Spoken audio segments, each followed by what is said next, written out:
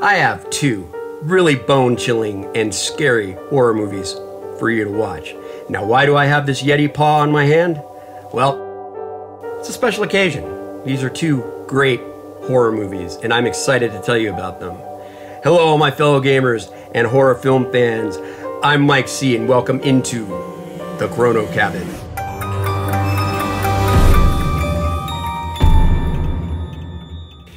These two movies are great to watch any time of year, but they are particularly great to watch around Halloween, and we are very close to Halloween. Now, if you're seeing this video after Halloween, it's perfectly fine because this video will still be relevant.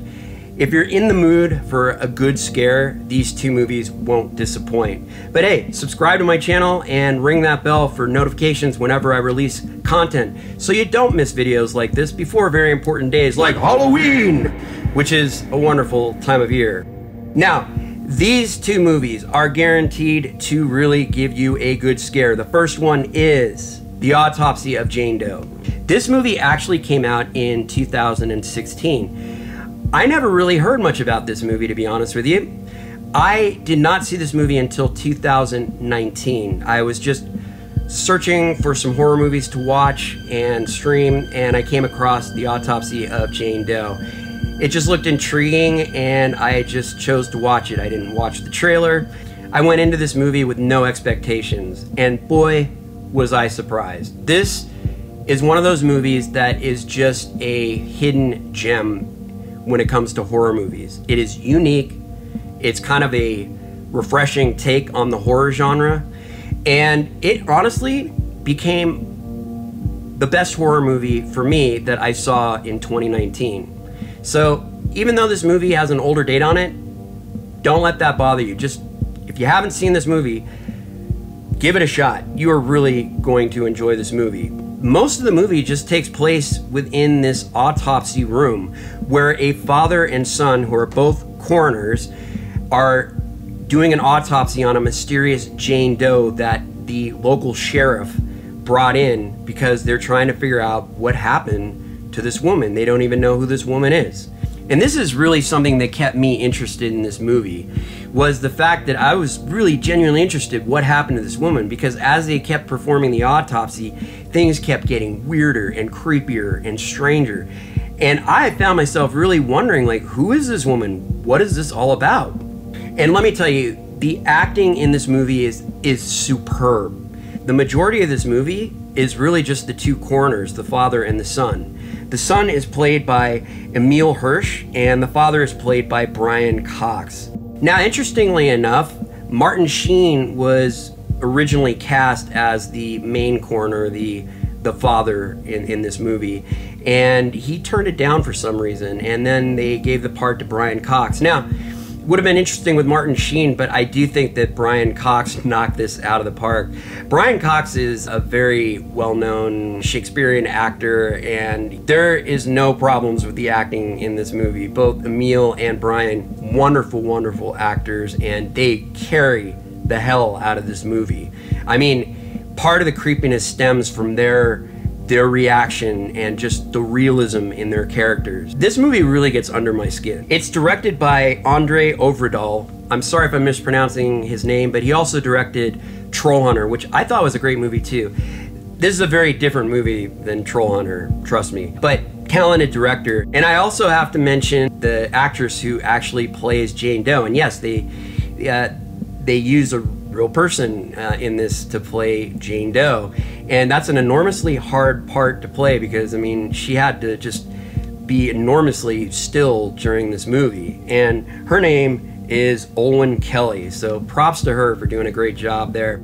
Now, in an interview that I saw with the director, he actually wanted to use a real person as Jane Doe because it gave a stronger sense of the humanness of the film, like there's an actual person there. I think also using a real actress for Jane Doe, it made the movie that much creepier. After watching this movie, I had to watch 3 Christmas films on the Hallmark Channel just to relax. I hear you, Billy. Billy actually likes the Hallmark Channel. I had to get it for him, you know. It's Billy. But yeah, listen, generally, this film got under my skin. I mean, I don't say that often about many horror movies, but it genuinely got under my skin. It is dark. It is creepy. Scale of 1 to 5 on the creepy factor. What say the Chrono Cabin algorithm on this one? Definitely a rare 5 on the creepiness scale. That doesn't happen very often, but it is well deserved. There are some legitimate jump scares in this movie that are well earned, by the way. And just overall, the concept is really creepy. This mysterious Jane Doe, you really want to figure out who she is, and the coroners are really baffled by some of the things as they are discovering through the autopsy on what may have happened to her. That's what intrigued me the most. I spent a lot of this movie just wanting those two coroners to get the hell out of there. But the other half, I wanted them to stay because I wanted them to figure out, well, what's behind this Jane Doe? What caused her to die? Who is she? Why are there so many mysterious things that they're finding out? Can you put it all together? And Brian's character, Tommy, the lead coroner, he really starts kind of mapping out situations about what could have happened with Jane Doe, and it was really intriguing. It really kept me going. But this movie scared me.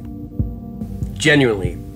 It gave me goosebumps at times. It was really well done. I can't say enough about it, and you are guaranteed a good, scary time.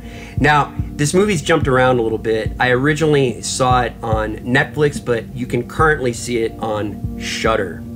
Now, the next film is another creepy one and another gem because I didn't really expect anything from this movie. I kind of went in not knowing much, didn't watch the trailer, but as I watched this movie, I kept getting more and more uneasy, and that is The Dark and the Wicked. The Dark and the Wicked came out in 2020. This film involves two siblings that return to the farmhouse where they grew up. It's an isolated farm, kind of in a remote area, and they return home to help their mother take care of their ailing father. And the mother also has a nurse that comes to the house frequently to help out. The illness that their father has is very strange, and let me tell you, things just go bad to worse in this movie. Like, I genuinely feel bad about this family in this movie because it just keeps getting worse and worse and worse. And as I was watching this movie, I just kept getting this sensation of unease that just kept growing and growing and growing. It was creepy. It's another one that got under my skin. It was almost one that I was kind of waiting to have it finish.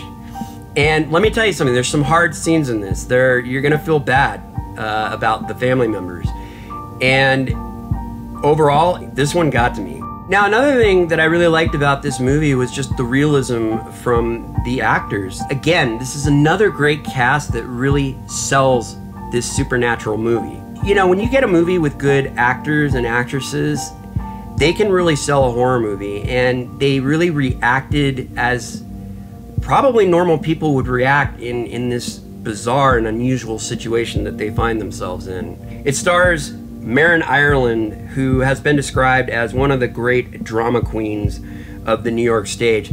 That's not an insult, that's a compliment. She's actually a very, very talented stage actress with a lot of history on and off Broadway, and it shows because she is absolutely fantastic in this movie. If you're gonna give someone an award for acting, she should be given an award because she did a wonderful job in this movie. It also stars Michael Abbott Jr. and Xander Berkeley. You might remember him from Candyman 1992, a bit of a throwback. He's also been in Terminator 2 and a bunch of other films. But again, the cast in this movie is great. So really great cast, which kind of grounds the movie in emotion. You know, besides being really well acted, this movie is just really well written because, you know, characters aren't doing silly, stupid things that seem like, oh yeah, why would you do that, this and that. You don't find yourself thinking that at all. You really just keep hoping that it's gonna get better for this family. And wow, it does not get better for this family. It just goes downhill. It just goes very downhill, and you keep sinking deeper and deeper into a dark abyss. Yes, even Mr. Yeti was creeped out by this movie. That's Mr. Yeti, and that's his very scared howl. But yes, this is a great movie. It's wonderfully acted, well written, and it is guaranteed to give you scares all the way through the movie. It's kind of a slower burn, but the tension just builds masterfully in this movie. Scale of 1 to 5 on the creepy factor. What say the Chrono Cabin algorithm? Yeah, 4.5 on the creepy factor, and I'd say that's a very fair assessment. 4.5 is very high. I do think that the Autopsy of Jane Doe is just slightly creepier. But yes, this movie is guaranteed to scare, and you will have a good time with this one, I guarantee you, especially if you watch this right around Halloween.